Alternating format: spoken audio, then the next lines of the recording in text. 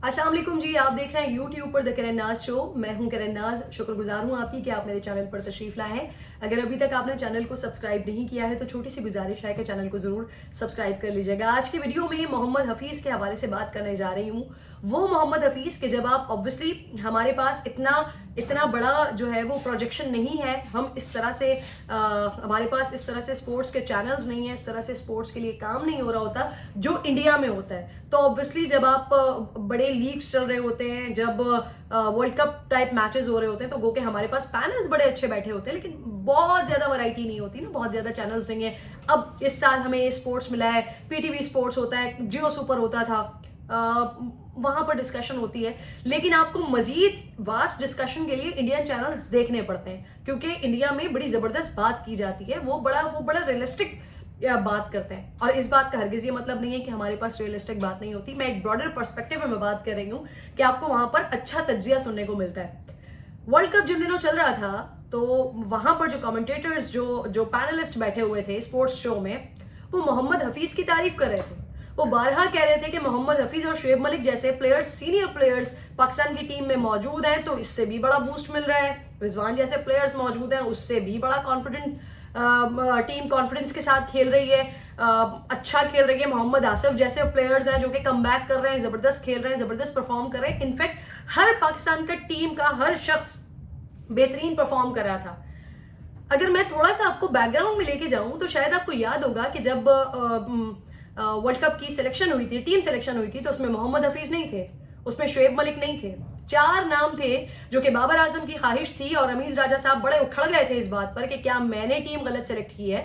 जब उनसे जो जर्नलिस्ट थे उन्होंने ये सवाल किया था, और जो सीनियर प्लेयर्स थे वो पाकिस्तान की इज्जत, पीसीबी की इज्जत बचा रहे थे, ये कहकर कि जी हम लीग खेलने गए हुए थे। शुएब मलिक ने हालांकि इस बात का इजहार किया कि हम लीग खेलने गए हुए थे, जब मैं वापस आया तो मुझे पता चला कि मेरा नाम नहीं है वर्ल्ड कप के स्क्वाड में। मुझे इस चीज पे मैं काफी हर्ट हुआ, लेकिन देन फिर बाबर आजम की क्योंकि ख्वाहिश थी कि ये दोनों सीनियर प्लेयर्स उनके साथ हों, उनको टीम में शामिल किया गया। मोहम्मद हफीज ने आज रिटायरमेंट का ऐलान कर दिया, बड़ा सडन उन्होंने रिटायरमेंट का ऐलान किया। इससे पहले T20 खेल रहे थे या दीगर मैचेस खेल रहे थे, उसमें उन्होंने इस बात का शायबा तक नहीं हो रहा था कि मोहम्मद हफीज इतना सडन रिटायरमेंट का ऐलान कर देंगे। कुछ एक्सपर्ट्स क्योंकि यहाँ पर मेरे पास मौजूद है, मैं कंफर्मेशन ले लूँ, ऐसे ही है। मोहम्मद हफीज ने बड़ा सडन रिटायरमेंट का ऐलान किया, बड़ा सडन रिटायरमेंट का ऐलान किया। अब पहले जरा मोहम्मद हफीज का एक बेहतरीन जबरदस्त करियर, उनका जो 18 साल करियर है, ये मैं आपको शॉर्टली बताती हूँ, और फिर मैं उसके बाद कुछ आपको बैकग्राउंड बताऊंगी, और उसके बाद आप लोगों ने फैसला करना है कि क्या वाकई मोहम्मद हफीज अपने क्रिकेट के पीक पर इतने ज्यादा सेटिस्फाइड हो गए कि ठीक है उन्होंने जितनी क्रिकेट खेलनी थी उतनी खेल ली है, उसके बाद अब उनको जरूरत नहीं है, या वाकई कुछ ऐसी चीजें बैकग्राउंड में हुई उनके साथ, कुछ ऐसे मामलात बने या इस तरह से उनको फील हुआ कि वो इंसल्ट हुए हैं जिसकी वजह से उनको बैकफुट पर जाना पड़ा, जिसकी वजह से उनको रिटायरमेंट का ऐलान करना पड़ा। अब जरा सुनिए, 18 साल पाकिस्तान के सब्ज रंग की किट जेबतन की है उन्होंने, बड़े बड़े फख्र के साथ किया है, क्योंकि ये उन्होंने ट्वीट किया अपने पहले खाना साथी क्रिकेटर्स, स्पोर्ट्स स्टाफ, जो सपोर्ट स्टाफ उनके साथ था, इसके अलावा जो पाकिस्तान क्रिकेट बोर्ड है उसका उन्होंने शुक्रिया अदा किया। रमीज राजा ने उनके लिए बड़ी नेक ख्वाहिशात का इजहार किया है मोहम्मद हफीज के लिए। मोहम्मद हफीज साहब टेस्ट क्रिकेट, वनडे, T20 इन तीनों फॉर्मेट से रिटायरमेंट का ऐलान कर चुके हैं, और अब वो PSL में लाहौर कलंदर्स के साथ खेलेंगे। उनका करियर सुनिए, बेहतरीन करियर रहा। और प्रोफेसर के बारे में जो मैंने आगाज में कहा था कि इंडिया में बड़े मजे की बात की जाती है, सुन के बड़ा अच्छा लगता है, तो उनके जो पैनलिस्ट बैठे होते थे वो कहते थे कि जी प्रोफेसर की प्रोफेसरी काम दिखा रही है, ये सीनियर प्लेयर्स मौजूद हैं जिसकी वजह से जबरदस्त पाकिस्तान टीम जो है भरपूर परफॉर्म कर रही है। तो हर एक प्लेयर का अपना अपना उसके अंदर हिस्सा था, लेकिन ये वाकई बात मैटर करती है कि सीनियर प्लेयर्स टीम के अंदर मौजूद हों।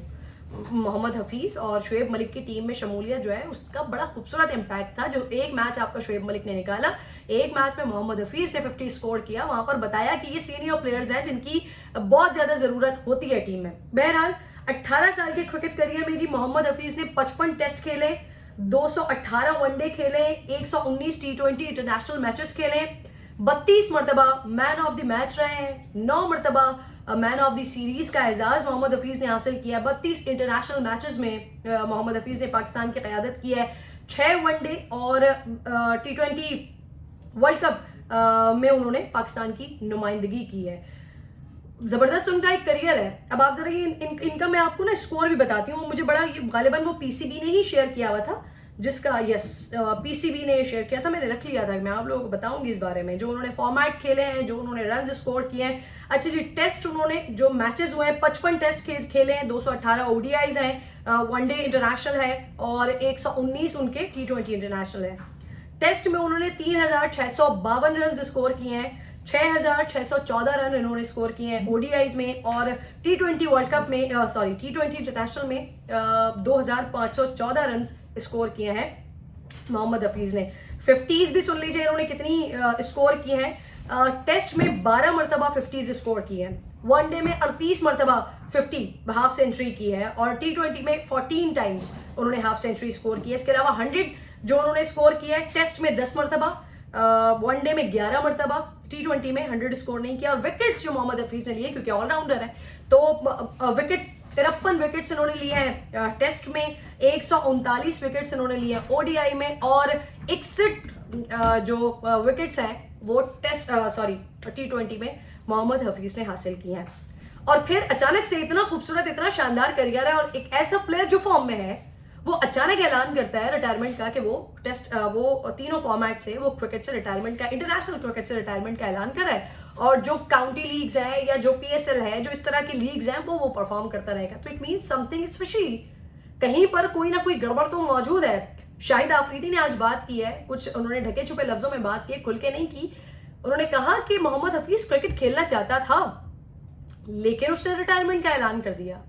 रमीज राजा साहब ने ट्वीट किया है कि जी बड़ा जबरदस्त अपने पीक के ऊपर क्रिकेट से रिटायरमेंट का ऐलान किया, उनके लिए नेक ख्वाहिशात का इजहार किया। नेक ख्वाहिशात का इजहार करने के साथ साथ अगर नेक नियति का मुजाहरा भी उनके साथ हो जाता, तो मोहम्मद हफीज या कोई भी सीनियर प्लेयर या शुएब मलिक या पाकिस्तान क्रिकेट टीम में कोई भी शख्स आपके लिए नहीं खेलता, वो पाकिस्तान के लिए खेल रहा होता है। जो पाकिस्तान के लिए नहीं खेल रहा, जो परफॉर्म नहीं कर रहा, पीसीबी इस बात पर हक बजाने पे कि उनको साइडलाइन कर दे, उनको निकाल दिया जाए।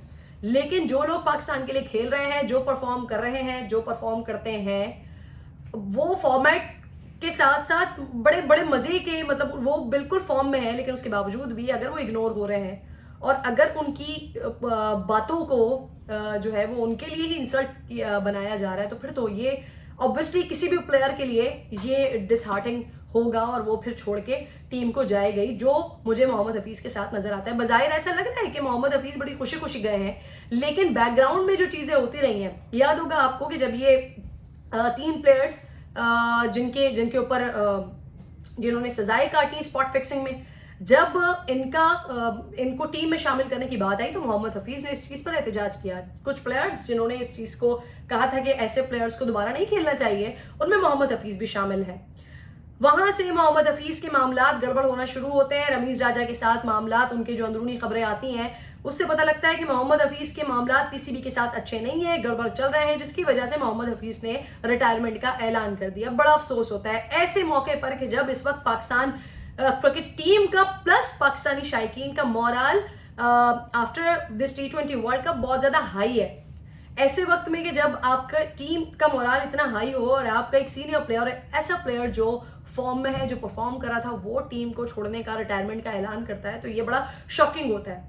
हो सकता है बैकग्राउंड में कुछ इस तरह की चीजें हों कि शायद मोहम्मद हफीज की अब जगह ना रही हो, शायद अगली सिलेक्शन मोहम्मद हफीज की ना हो रही हो, जिसकी वजह से मोहम्मद हफीज का दिल टूटा, जिसकी वजह से मोहम्मद हफीज को लगा कि अब इज्जत से ही रास्ते अलग कर लेना चाहिए, इससे पहले कि बेइज्जत किया जाए।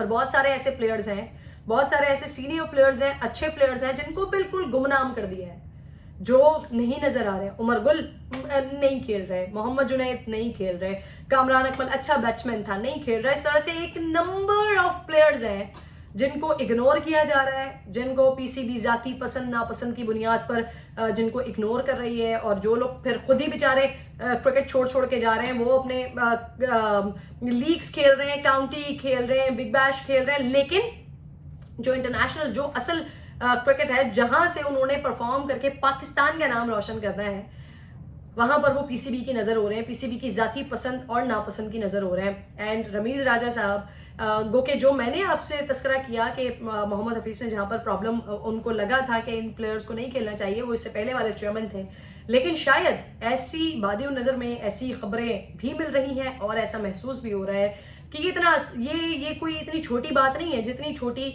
बनाकर पेश की जा रही है और जितनी खुशाइन लग रही है कि जी ठीक है, मोहम्मद हफीज़ ने बड़े अपने करियर के पीक पर रिटायरमेंट का ऐलान कर दिया, बड़ा ज़बरदस्त उन्होंने पाकिस्तान क्रिकेट को सर्व किया। इतनी छोटी बात नहीं लग रही। मैं ऐसी उम्मीद करती हूँ कि ये हकीकत जो है ना वो सामने आनी चाहिए कि क्या वजह है कि मोहम्मद हफीज़ इस मौके पर छोड़ के चले गए। एक और बात जो पीसीबी के लिए है वो ये कि प्लीज़, ये वो प्लेयर्स हैं हार के आते हैं, ठीक है, तनकीद भी करते हैं, परफॉर्म नहीं कर रहे होते तनकीद भी करते हैं, लेकिन जीत कर भी आते हैं। और जिस तरह की जीत लेकर आते हैं, जिस तरह का परफॉर्म करके आते हैं, उससे पाकिस्तानियों का दिल बड़ा खुश होता है।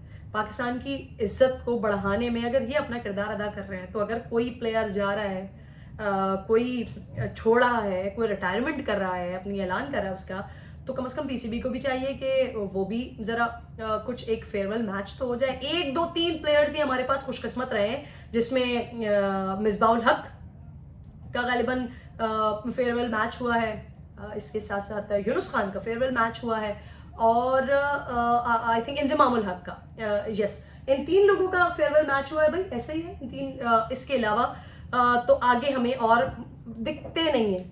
इंडिया में या दीगर आप दुनिया में देखें तो वहाँ पर बहुत इज्जत दी जाती है अपने प्लेयर्स को, और यही इज्जत हमारे प्लेयर्स भी डिजर्व करते हैं, जो हमारे लिए, हमारे मुल्क के नाम के लिए, सब्ज हिलाली परचम के लिए खेलते हैं। वो डिजर्व करते हैं कि उनको इज्जत दी जाए। अगर वो जा रहे हैं तो उनको इज्जत के साथ रुखसत किया जाए, उस रिगार्ड के साथ, उस मोहब्बत के साथ रुखसत किया जाए जिस इज्जत के साथ वो हमारा नाम, हमारे मुल्क का नाम रोशन करके आते हैं। इंटरनेशनल क्रिकेट खेलते हुए, पाकिस्तान की किट पहने हुए, जिस तरह से वो नाम रोशन करते हैं, पता नहीं कितने और मजीद लोग जाएंगे, तब जाकर पीसीबी को एहसास होगा कि अब कुछ होश के नाखून ले लें, वरना शायद ये पसंद नापसंद के चक्कर में ही चीज़ें होती रहेंगी और इसी तरह से नादिर नायाब हीरे छोड़ छोड़ के जाते रहेंगे। अपना ख्याल रखिएगा, इन वीडियो पर कमेंट ज़रूर कीजिएगा। अल्लाह ने के बाद।